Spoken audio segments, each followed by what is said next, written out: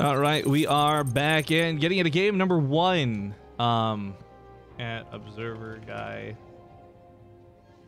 They aren't red, blue. Does that matter? Because I think in the rules they're supposed to be red, blue. We'll find out in a second. But I'm going to introduce the players nonetheless. Ladies and gentlemen, at the top right, playing pink for now. I say with a question mark. Spawning here in the top right, it is Astrea. Maximum Protoss. In the bottom left, we have the red Protoss. It is, of course, Scarlett. And I have to actually turn off scrolling. 1 sec. Sorry. That's left over from when I was playing the game. Okay, you all know Scarlett, right? Scarlett is a big deal. I don't think I need to sell you on Scarlett. She's been all over the place. She's had weird results with WCS, and Scarlett is great, right? 2 thumbs up. Let's talk a little bit about Astrea, though, because I don't think a lot of you are going to know Astrea. And I'm not going to pretend like I know him that well nowadays, but there's some story with Astrea in Base Trade TV, actually. The number one thing, first off, is he's a pretty good up-and-coming Protoss player. He's not there yet, in my opinion, but he's not bad. And more to the point, I think he could take a game off of Scarlett, but I don't know if he could take a series off of Scarlett. By the way, Shroom 5, thank you for the 51 months. The other thing about Astrea is back in, I want to say like 2 years ago, so like somewhere close to the end of Heart of the Swarm, he was actually in a shape where he would, I think, be able to take a series off of Scarlett. He was just looking so much better than you would expect. Then, of course, he focused on school for the last couple of years, and I think now he's really, in the last about 4 or 5 months, gotten back into StarCraft big time. Seeing some cool results out of him through things like Ladder Heroes, and the Apprentice, I think it's called, and just having him show up in the odd thing I've hosted. Again, big love for Astrea, and back in the day, he was a Base Trade TV All-Star. Not sure that he's necessarily going to win crazy big today, but if he can grab a couple of victories that are unexpected, much like Lambo and Hero Marine did for Europe, then Astrea could set himself ahead of the pack, because it doesn't take that much to advance through the round of 8, just a little bit more than everybody else when you think about it. So we'll see how things pan out. I think for Scarlett, going back to her for a brief moment, though, we've seen a lot of really cheesy builds out of Scarlett. All-ins and you name it. The style of her play is unpredictable, and I think that is what sets her apart from a lot of others. Because she is just as likely to do some weird, crazy all-in as she is to do Night is Dancing like we saw Laser do, as she is to just maybe play late game, expand, macro. I couldn't tell you what Scarlett's going to do right now because of her unpredictable nature, but I think one thing's been pretty consistent with Scarlett over years, and she likes to be aggressive. Not always all in, but aggressive. And we may just see that play out here with her versus Astrea. I don't think Astrea is anybody to underestimate either. Like, she certainly isn't going to go into this thinking this is a free win, because Astrea is, I think, well known enough, and especially having made it to the round of 8, you know that this is a Protoss player with them chops to play the game. But I'm doing a lot of talk about the players, and let's talk a little bit about what's going down, because Astrea's doing something really strange. He's already opened up with a few sentries, but he's chrono boosting out even more of them. And that's what's got me scratching my head. Because once upon a time, you could do these sentry all-ins. Immortals typically backed it up. And it worked really well for Protoss. I would say a modern ZvP, this seems so out of place to me. You've got Ravagers that can break force fields. You've got Zerg just generally being able to overpower most units that pair up with this. He's brought a probe with him to set up an offensive pylon for warp-ins. They'll be slow, but they'll be there. Huh. This is a really strange attack coming out of Astrea. I don't have a lot of faith in it. But the thing is, Scarlett isn't on Ravagers yet. She just actually had made 9 drones as Astrea had left the base. There's a fairly decent chance this might just catch her off guard. I'm not convinced, because I don't think sentries are that powerful, but here he goes to the blitz, grabs a couple of queens. They're stuck, they're forced to fight. Zealots chew through queens pretty easily, even without the support of a sentry. That Spine Crawler's dead on arrival. His pylon's not going to get protected, but he did build a backup one, so he still has reinforcements coming, all things considered. Spine Crawler gone, queen eliminated. Mostly just Lings to defend. His reinforcements are getting caught off guard really bad by Scarlett. That's a great move on her part. There's too many sentries here to fight head on. If she tries to take like a direct engagement on these sentries, especially in the mineral lines like this,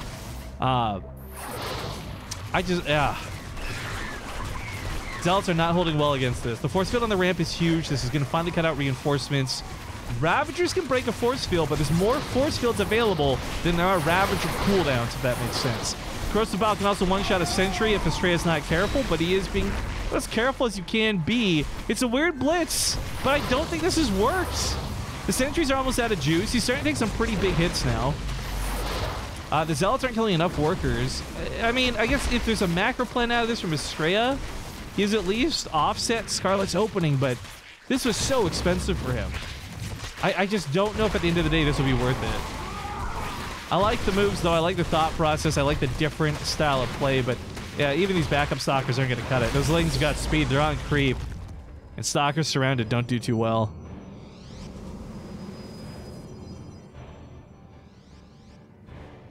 $51 months of wasted money. Did I miss a shout out for Shroom 5? I hope I didn't. Sorry, my brain's all rattled, guys. I was not prepared for how difficult this would be while sick. But hey, Jumper Legs, Shroom 5, anyone else I've missed? Big love, guys. Just thanks for that support. I hope by now you know that even if I missed the shout out, I still appreciate it. Who am I kidding? I just look at you guys like dollar signs. I don't give a gosh darn who you is. You're just money to me. Monthly money. Subscribe now. Do you guys have Twitch Prime available? Use it. I'm greedy. No, I'm just kidding. Thanks, guys. Nightshade SC2 as well. Thank you for the 48-month resub. Got the counterattack command of Scarlett. Lings have been chewed away at by the Stalkers. Nicely done. Good micro. No blink on these bad boys, though, so it's just walking and talking. No Warp Prism to assist it either. Astrea, I guess, is chewing away at the Roach is okay. Everything Astrea is doing this game has me with a giant question mark above my head, because I don't think any of this should work, but then it kind of is. So kudos, I guess. I don't know. More Zealots warped in back at home. It's not a Warp Prism, but it's an Immortal being chronoed out. Both players are in similar workers. Income's not going to look too disparaging here for Astrea as he keeps spiking back up. A lot of this was Scarlett before she started losing those drones. So I don't know. This is weird. Scarlett certainly has the army supply. It's crested over Astrea. He lost a lot of those sentries. There was so much gas early on. But he's following this up with more sentries. I'm just trying to get a handle on what's going through his head. If it works, great. What's that old saying? Like, if it's stupid but it works and it's not stupid? That's kind of how I feel about this build, but for both these players, very techless. Not a lot of upgrades, not a lot of tech in general.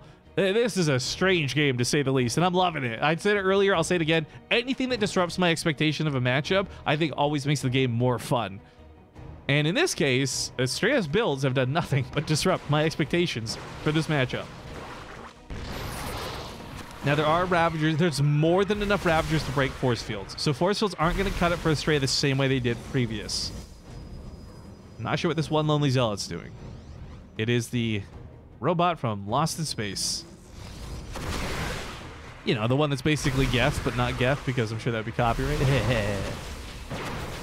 Corrosive Bile's Scarlett just constantly firing. She's got so many Ravagers that there's just like a rotating cooldown. So difficult for Astrea to set up a fight, because if he just starts off eating a Corrosive Bile, that's already going downhill for him. Pokes up forward again. Army supplies are 87 to 96. Unit count's kind of out of control here. If the force fields can stop the Lings, then that alone might just be worth it. Corrosive Bile's being used defensively to break the force field, so not landing on top of the army. Lings come from the right side. Force field's not there. If he had force field that right side ramp, he might be able to take this fight.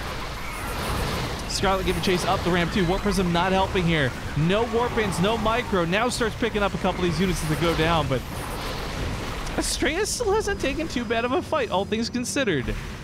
I still am just sitting here like a comic book character. Question marks above my head, but this fight was somewhat more convincing than I thought it would be. I love all the people tapping GGs 3 minutes ago. I think Astrea is still ultimately going to lose this. His army supply is starting to dwindle a little too much, but what a hell of a follow-up to a very weirdly failed opening. Yo, 1,111 little ghosty bits from an anonymous cheerer. Thank you, Anonymous. I'm assuming you're the same Anonymous who cheered during Twitch Rivals. Hey. Thank you so much. And those spooky little bits are super cute.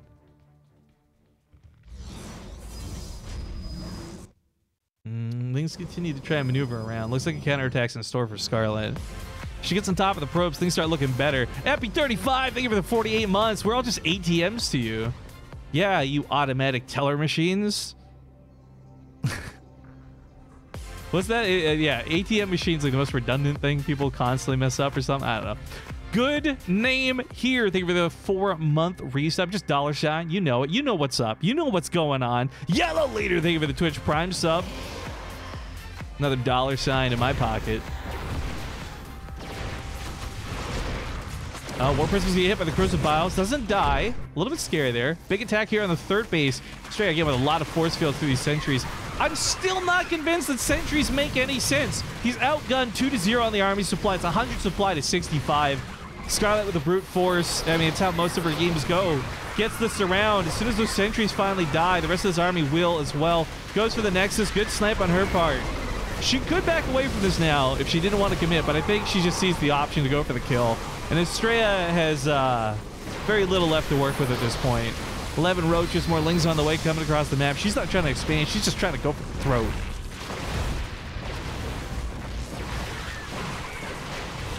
I think it's time to count them chickens, Astrea. Shut her down and just prepare for a better game 2. Oh, God. When stalkers get beaten to death with corrosive biles, it's a sad sight to see for Protoss players everywhere. Focus on the pylons means depowering the gateways. 2 less warpins available. Immortal gets picked off. Sentry's go for the force fields, but the Ling's already on top of the corrosive biles on land too. And oh, the probes don't stand a chance. 9 army supply, Astrea. GG. Oh my God, 99999 and GG in lowercase looks like 2 9s. Are you guys seeing this conspiracy?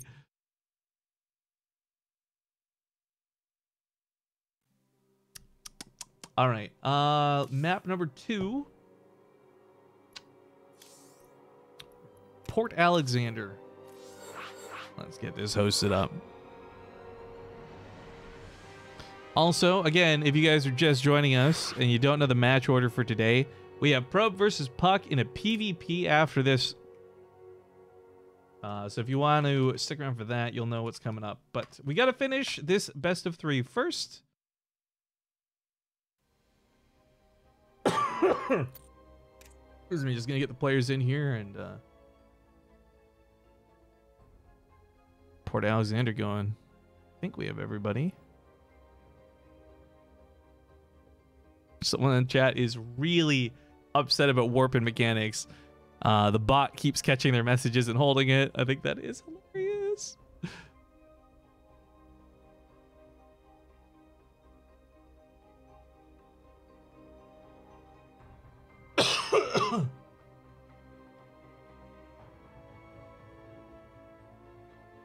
All right, they're saying ready, ready, ready. I think this is everybody. Let's just hop into Port Alexander.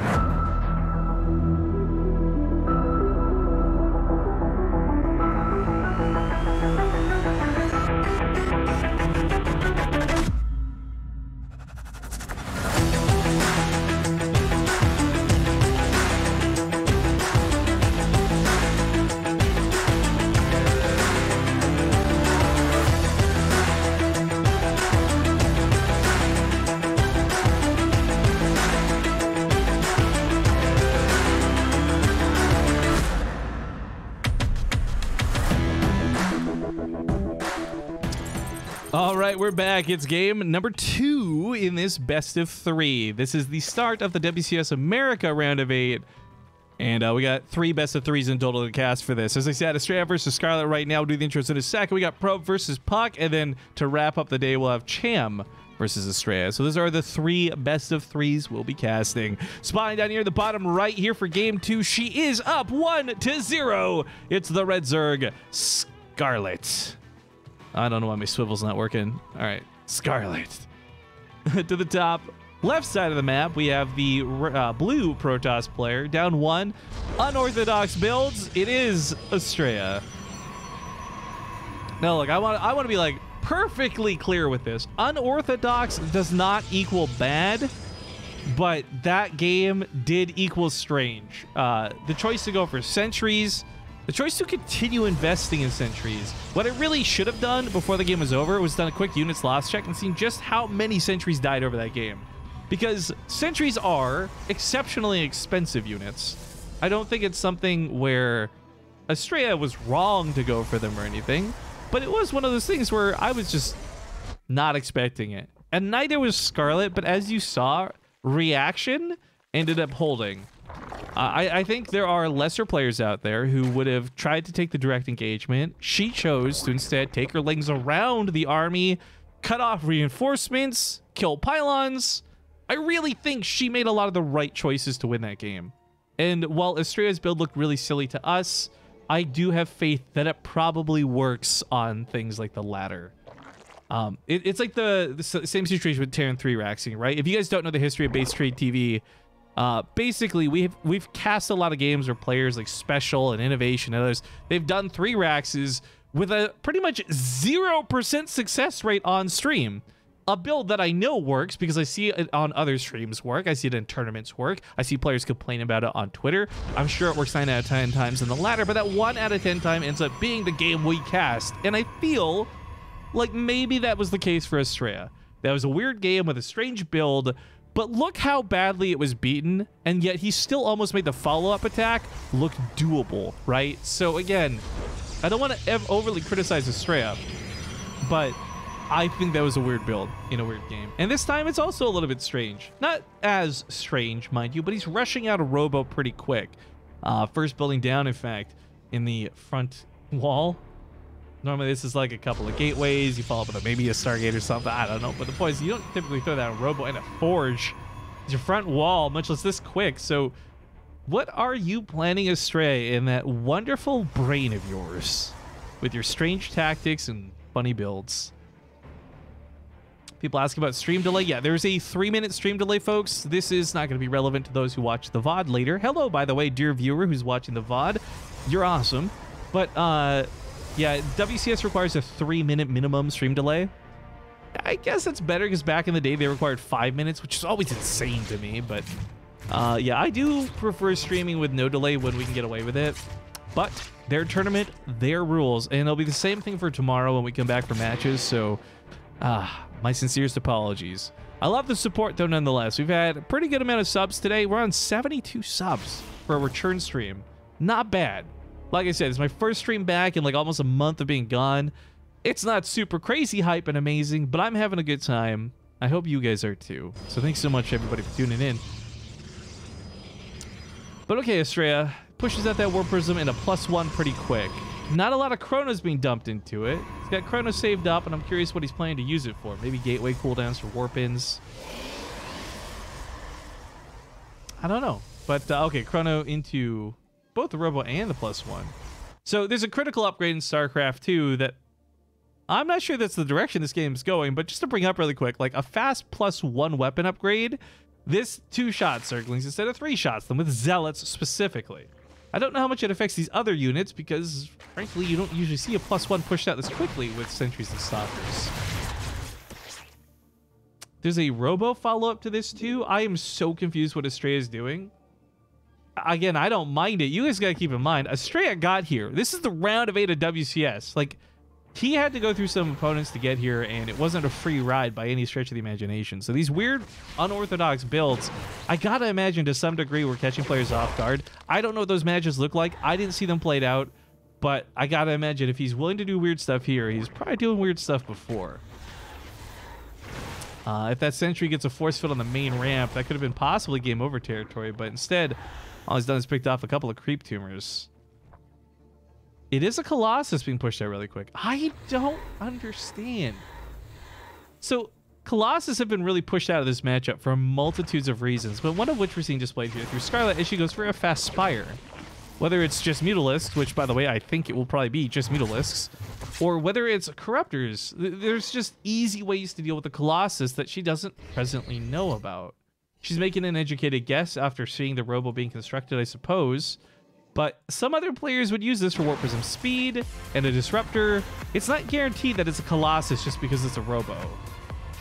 Excuse me, a Robo Bay specifically, but I don't know, guys. This is weird. I'm excited to see how this goes. I don't think it'll go very well. I'm going to be brutally honest with this, but Colossus are powerful in the early game, but I think the muta's just knocking down. Scarlett's banking up a good amount of minerals. Not a lot of gas, but she'll be able to pop out like 5 or so units. Won't be too bad. All right, T-Wave, thank you for the 38 months. Almost over the hill, buddy. Keep up the great work. Again, great work is so subjective, but I'll take it. Thank you very much. Yeah, it's 5 mutant. It's a disruptor fault. So wait, he's gone for 2 Colossus. He's put extended thermal lance into this. He's got a fast +1. Ideally, if this is Lynx and Hydras, hell, maybe even to some degree Roaches, Colossus could maybe work. But because Scarlett went for a Spire, I think these Colossus are dead. Blink is coming out, which will help protect a little bit. Especially if he puts into a +2 weapons. He's gone for +1 armor as the follow-up to this, but +2 Blink Stalkers are actually a pretty good old-fashioned way to help deal with Mutalisks. And Scarlett is coming with a notably small amount. I'm just going to stop commenting how perplexed I am. He's putting emphasis in armor upgrades. This is like something you do versus Terran, not versus Zerg.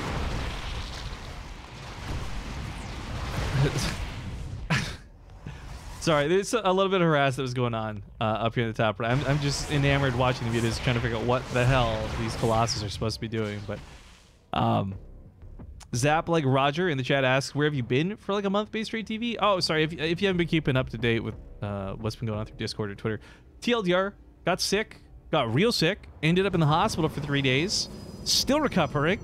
Combination of like influenza, pneumonia, and bronchitis all hit me at the same time.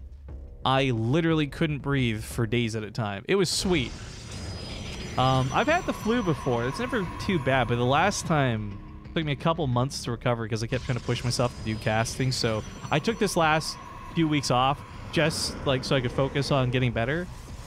It's been boring. It's been very boring.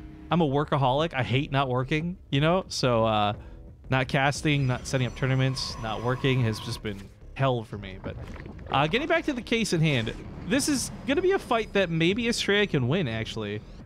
Colossus will do really well against the Lynx and the Hydras, but the downside is they're going to be Vipers.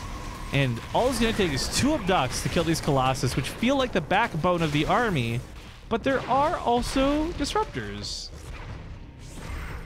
But those Disruptors could also be abducted. So I just don't really know about this for Astrea. I like the Disruptors in general, right? I've seen enough M-canning streams to be convinced Disruptors work. But if you miss like this and they go on cooldown, that gives Scarlett a lot of options for an attack. The difference between this is if you go Robo for your splash damage, you've got Colossus, you've got Disruptors, they can get a lot of damage done, but they're also such easy targets, like grab it with an Abduct, it's all over. Templar, on the other hand, with Storms, are typically a little bit more reliable because A, it's a little bit harder to do Abducts when that unit can feedback you and you get them out much quicker. And I think Storms, while less bursty, are more reliable damage, if that makes sense. You can control it a little bit better. Also has like a wider, I guess, berth in terms of damage, but or area of effect damage, but okay, whatever. All these hypotheticals aside, we know what Astrea has. Let's see if he can use these tools. If he gets like halfway decent shots with all 3 of those Disruptors, it's a fight he can take. +2 weapons you're trying to get denied. Scarlett is focusing down the Forge as a way to break in. Nicely done. +2, I mentioned earlier, is a pretty big deal for these Stalkers. Warp Prism comes in, gets abducted. Colossus gets abducted. The other Colossus gets abducted. Blinding Cloud. How the hell does she have the energy to do all this? Vipers are such cool units. But Astrea's big hitting unit. Disruptors are gone. Colossus are gone. DTs are a bit of a blitz move. I love this sudden defense. The DTs catch her a little off guard, but I mean, even with the hold here, she got rid of the big units, and I think that's all she really needed to focus on. We haven't taken a look at income and stuff. I'm pretty sure it's just like Scarlett all the way, guys. Yeah, 10 minutes, it's Scarlett. Army size, it's Scarlett. Units lost, it's Scarlett. Actually, resources lost is a little bit closer than I expected, but She's on Hive Tech. She's making lurkers. More importantly, she's got the Adaptive Talons upgrade on the way. For those who don't know what this does, that's the instant unburrow and unburrow, plus a smooth 10% movement speed for lurkers in general. So this army is going to get crushed by lurkers. The bonus damage they have versus armored, the way they do splash. I want to believe there's a chance if the Disruptors were still alive. But Astrea's gone for Blink? Okay, let's talk about this for a second. Somewhere out there, Fear Dragon, his ears are burning red hot. And he's probably got a little bit of a boner. But, in all seriousness, I kind of like the idea of this, actually. You can't really blink Stalkers on top of the Lurkers. They get the bonus damage versus armored. Stalkers will get shredded. You can't really bring Immortals into the fight. They'll get shredded. But if you've got something like units and you bring Dark Templar in that hit as hard as an Immortal, maybe that works? I say this with such a hypothetical question mark. I really don't think we'll get to see it this game. Lings in the main base, still a lot of probes. This attack doesn't seem to be getting stopped anytime soon. This is where the Robo is. This is where Astrea's life likely comes to an end. But shout out to this Colossus. Just really displaying how powerful it is. Kiting back on those Hydras. Killed like 8 units before going down. It's Stalkers versus Lurkers. They're not going to cut it. GG's get called. Scarlett takes the 2-0. And it's the first match today that goes, I think, as expected. No offense to Astrea. But series 1 and done. Scarlett, good to go. Next up, we got Puck versus Probe in a PvP. I'm not sure what the delay is on starting that. They've been pretty good on letting us just start matches, pretty much bim, bam, boom. But this was a pretty quick series, so I'm not sure if we will be allowed to start yet or not, or if the other matches are even done and Puck and Probe are available. So I will look into it. I will try and find out what's going on. Big thank you guys for watching. We're going to play some commercials. I'll be back in a few minutes with updates, and I'll see you soon.